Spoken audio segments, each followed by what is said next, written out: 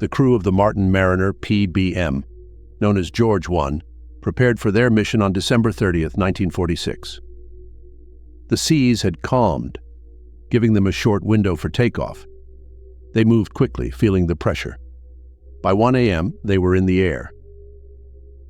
They were part of Operation Highjump, one of the largest Antarctic expeditions the United States Navy had ever launched. The mission was designed to establish an American presence in Antarctica. It was driven by strategic reasons, power, resources, and the growing tension of the post-war world. The mission was about more than exploration. It was about showing strength and making claims. The operation was vast: 13 ships, 33 aircraft, more than 4,700 men. There were scientists, naval forces, and air crews. George 1 was among the first planes sent out. Its job was to fly over uncharted lands, to map them and gather data. The surveys were critical. They would help with navigation, future expeditions, and U.S. territorial claims. It was a flight that mattered. 9 men were aboard. Ralph LeBlanc, known as Frenchie, was the pilot. Bill Kearns was the co-pilot. Owen McCarty, the photographer. Maxwell Lopez, the navigator. Wendell Henderson, the radio operator. Bill Warr, the flight engineer. James Robbins, the radar operator. Fred Williams, the machinist, and Captain Henry Caldwell, who joined them at the last moment as an observer. Trouble hit fast. It was their first flight over Antarctica, and it was colder than they thought. The plane felt wrong and the weather made it worse. Snow and clouds made the maps useless. It was daylight, but they couldn't see. They were flying blind over unknown land. Frost covered the inside of the plane. Ice built up on the wings. The hydraulics faltered, but the radar still worked. Frenchie kept them on course, heading for the coast. Then the storm hit. Snow and wind made visibility 0. They flew low at 800 feet, relying on radar. Frenchie trusted his crew and their equipment. There was no turning back. Robbins watched the radar. Icebergs showed up clear on the screen. After 4 hours, Henderson sent their coordinates and a weather report. Visibility was still 0. The frost made it impossible to take photos. McCarty, the photographer, had given up and fallen asleep. Caldwell sipped coffee, waiting for a break in the storm. Robbins kept watching the radar. The crew huddled together, fighting the cold. Then something went wrong. The altimeter was off, confused by the ice. It said they were 1,000 feet up. They weren't. The ground was coming up fast. Frenchie tried to pull up, but it was too late. The plane hit hard. There was a bump, then an explosion. George 1 smashed into the rock. Fuel leaked into the exhaust, and the explosion tore the plane apart. Men and debris were thrown into the snow. One wing broke off, and the propeller tore through the flight deck, killing Lopez and Henderson instantly. Robbins was thrown from the wreckage. When he woke up, he was disoriented in the snow. Warr was beside him, tears in his eyes. "We're all screwed up," he said, his voice shaky. Warr had been thrown downhill. He climbed back up, searching through the wreckage. Robbins looked around. The wreckage of George 1 was scattered and still burning. They searched for survivors. They found Kearns crawling, clearly in pain. Then they heard Frenchie yelling. He was trapped in the flames. Kearns ran into the fire to free him. Robbins and Warr followed, pulling him out and dragging him to safety. His burns were bad, his face and body scarred. They knew they needed shelter. The plane's tunnel was the only part left intact. They dragged Frenchie inside and covered the opening with a parachute to block out the snow. They found blankets and sleeping bags, trying to keep him warm. Kearns treated his burns, but they knew it wasn't enough. The cold was slowing the infection, but that was all they had. Williams was found near the fire, badly hurt. His back was broken, and he was bleeding from his mouth. They covered him with a blanket. He died 2 hours later. Captain Caldwell had been thrown clear of the crash. He was dazed. They pulled him into the tunnel with the others. McCarty had been in the tunnel when the crash happened. He had a severe head wound, but the cold had slowed the bleeding. After the crash, things got worse. The weather turned brutal. Temperatures fell below zero. Snow came down hard. The survivors focused on Frenchie. His burns were bad. Caldwell made a sling for Kearns' arm. Robbins cleaned the deep gash on McCarty's head. They worked to build a shelter, pulling what they could from the wreckage before the snow buried it or fire destroyed it. In the end, they made a shelter in the tail section of the plane. They huddled together with what little they had, tents, sleeping bags, and 90 cans of apricots and Spam. It wasn't much, but it was all they had. They buried their dead, Lopez, Henderson, and Williams. They used metal from the plane to mark the spot, hoping it would be visible by radar later. Caldwell said a few words over the graves. Snow fell heavily as they stood there. It was a solemn moment. They were alone, the most isolated people on Earth, and rescue seemed a distant hope. The storm kept them trapped inside. They searched the wreck for anything useful. They found boxes of pemmican, rations of steak and potatoes, and 2 gallons of peanut butter. It was enough to keep them from starving, but it wasn't much. Without night to break the constant daylight and their watches out of sync, they lost track of time.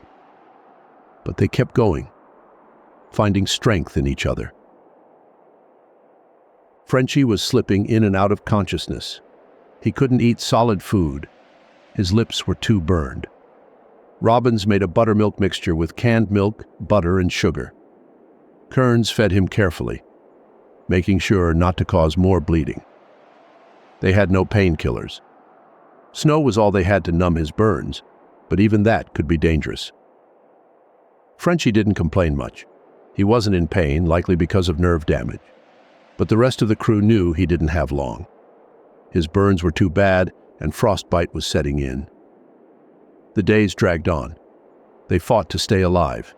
They took turns keeping watch, tending to the injured, and praying for a rescue. The cold was constant, but they fought against it. Kearns, despite his broken arm, helped when he could. Caldwell was in pain too, though he didn't know he'd broken his neck. He kept leading, pushing through the pain. On the 3rd day, the storm broke. They went outside, eager to see where they were. The sun was blinding, the glare off the ice too much to bear. Some got headaches right away. They were lost. Lopez, their navigator, was dead. They had no landmarks, no maps, and no idea where they were. The USS Pine Island might not even know where to search. Warr and Robbins scouted the area. They found 3 sleeping bags still rolled up. It was a small win, but it meant more comfort for the nights ahead. As they searched, they found more supplies, first aid kits, a sled, signaling devices, and more rations. The weather cleared on and off, but there was no sign of a rescue plane. They had enough food for a month and snow to melt for water, but they all knew winter was coming. If they weren't rescued soon, they wouldn't survive the cold and darkness. They built a signal fire using a life raft as the base. They stacked smoke grenades and solid fuel, ready to light it with gasoline at a moment's notice.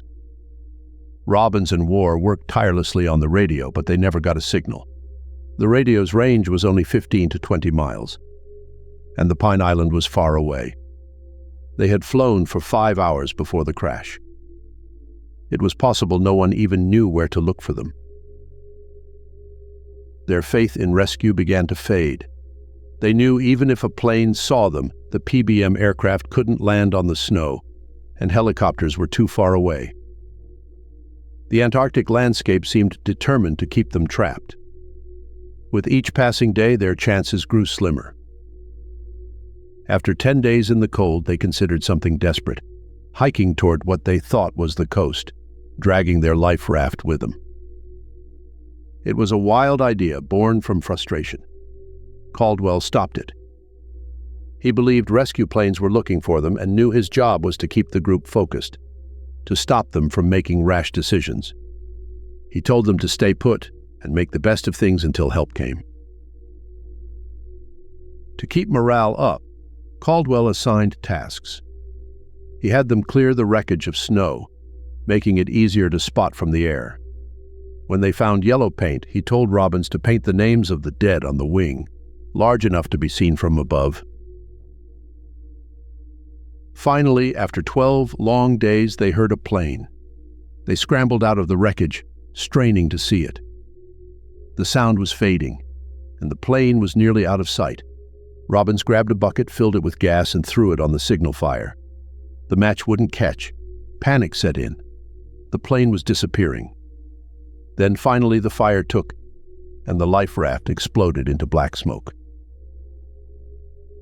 The plane, which had been fading, turned back. It grew larger as it came toward them. They cheered, tears streaming down their faces. The pilot rocked the wings and waved from the cockpit. The plane dropped supplies, food, skis, clothes, medicine, and a bottle of whiskey. A note came down with the supplies. It told them to head 10 miles north to open water. If they could make it, they should form a circle. If not, a straight line. They quickly agreed to attempt the trek and formed a circle. Weakened by hunger and injury, some struggled. McCarty and Kearns were in bad shape. Frenchie couldn't walk. They built a sled, packed the gear around him, and tied it all down. They passed the whiskey for courage and started the 10-mile journey across the ice. At first, it was downhill. Robbins steered the sled by digging his heels into the snow. The terrain changed, and soon they had to pull. They rested, proud of their progress, while the plane circled overhead, keeping watch. As they neared the lake, they saw a glacier blocking their path. A trail appeared to the left, just wide enough for the sled. It led down to the ocean, crossing over several crevasses. The pilot dropped another note. He would land on the lake and wait. Fog bank was coming, and he needed to save fuel. They watched him land on the ice-free water, relieved someone was waiting for them. At the bottom of the glacier, they lifted the sled over the last crevasse. The ice near the ocean was smooth, making it easier to pull. Walking became less painful. After what felt like forever, they reached the lake. The fog had lifted, and the plane was still there. For the first time in days, they let themselves believe they'd survive. They were going home. The crew from the plane came ashore in a life raft. They paddled out to meet the survivors, gently lowering Frenchie into the raft and taking him to the plane, where he was put on a bunk. One by one, the rest of the crew followed. The fog lifted, and they flew back to the USS Pine Island. After 13 days on the ice, they were finally going home. The flight back was smooth. The mood on the ship was electric. The survivors were treated like heroes. Washington decided they'd be sent home for medical care. Warr and Robbins were disappointed. They wanted to stay with the ship, finish the mission, sail around Cape Horn, and enjoy liberty in Rio de Janeiro. But orders were orders. After the rescue, the survivors of George I took different paths.